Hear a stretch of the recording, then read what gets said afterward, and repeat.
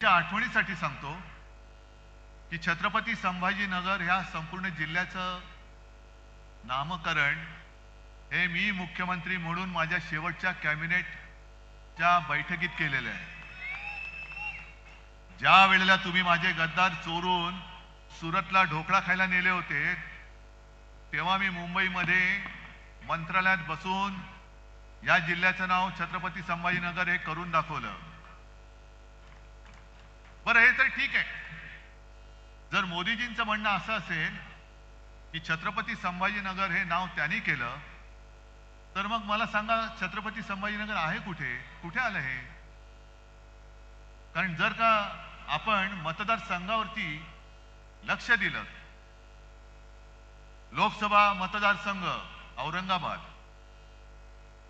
औरंगाबाद पूर्व, औरंगाबाद पश्चिम आणि औरंगाबाद मध्य, मग संभाजीनगर मोदीचे आहे कुठे? ज्या तत्परतेने तुमचा जो नोकर निवडणूक आयोग त्याने माझ्या पक्षाचं नाव चोरून दरोडेखोरांना दिलं, ती तत्परता अजून तुमचा नोकर निवडणूक आयोग माझ्या जिल्ह्याचं नाव छत्रपती संभाजीनगर करायला का तयार नाहीये? का नामांतर झालेलं नाही अजून? म्हणजे तुम्ही केलेलंच नाही आहात. अजूनही मतपत्रिकेवरती किंवा मतदारसंघाच्या यादीत ज्याचं नाव औरंगाबाद आहे, मग मोदीजी तुम्ही आज नेमकं कुठे येऊन गेलात? औरंगाबाद पूर्व मध्ये आला होतात की संभाजीनगर पूर्व मध्ये आला होतात? पटते तुम्हाला? बाळासाहेबांचं स्वप्न यांनी म्हणजे त्या दाढीवाल्यांनी पूर्ण केलं म्हणतायत. ठीक आहे, क्षणभर मानलं.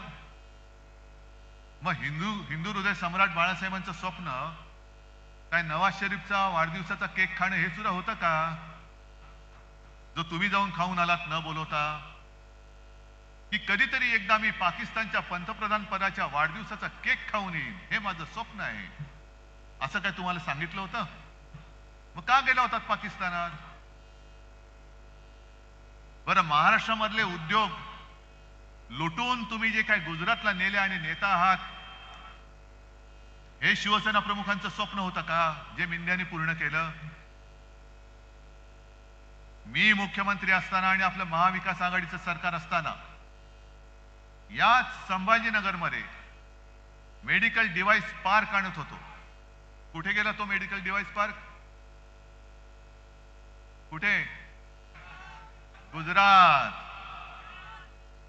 तुम्हाला कल्पना आहे मेडिकल डिव्हाइस पार्कच्या माध्यमातून किती जणांना रोजगार मिळाला असता?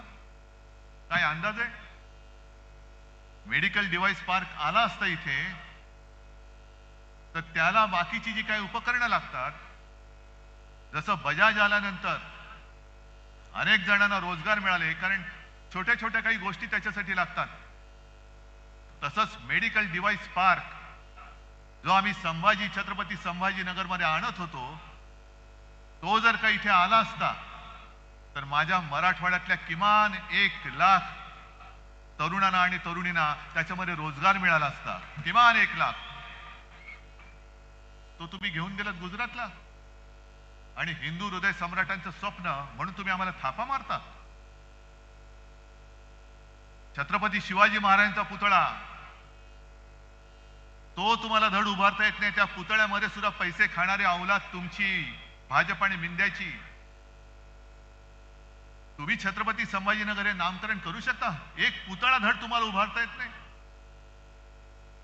त्या पुतळ्यामध्ये सुद्धा पैसे खाल्ले. मी काल कोकणमध्ये गेलो होतो आणि तिथे एक मंत्री आहेत, केसरकर त्यांचं नाव. म्हणजे माणसं किती निर्लज्ज आणि निर्ढावलेली असतात. पुतळा पडल्यानंतर यांनी काय बोलले होते की वाईटातून काहीतरी चांगलं होईल. अरे गधड्या, महाराजांचा पुतळा पडलाय, त्याच्यातनं चांगलं होईल असं तुला वाटतं? म्हणजे ही एवढी सगळी मेलेल्या मनाची माणसं, ज्यांच्या मनामध्ये महाराजांबद्दल काही आदर नाही, प्रेम नाही, पुतळा उभारताना सुद्धा भ्रष्टाचार करतायत. तुमचं छत्रपती संभाजी महाराजांबद्दलचं प्रेम सुद्धा झोट आहे. मग आमच्याच काळामध्ये आम्ही इथल्या चिकलठाणा विमानतळाचं नामकरण जे केलं होतं, छत्रपती संभाजी महाराज चिकलठाणा विमानतळ ते अजून का केलं नाही मोदीजी तुम्ही? काल मी गोव्याला गेलो होतो. गोव्याच्या विमानतळाचं नाव मनोहर पर्रीकरांचं केलं. अयोध्येचं तुम्ही केलं. आणखीन कुठे केली असतील. पण अजून देखील आता 5 वर्ष झाली तो ठराव मंजूर करून झाला.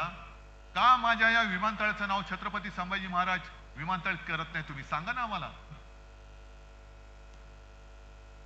आलं की काय वाटेल ते बोलायचं.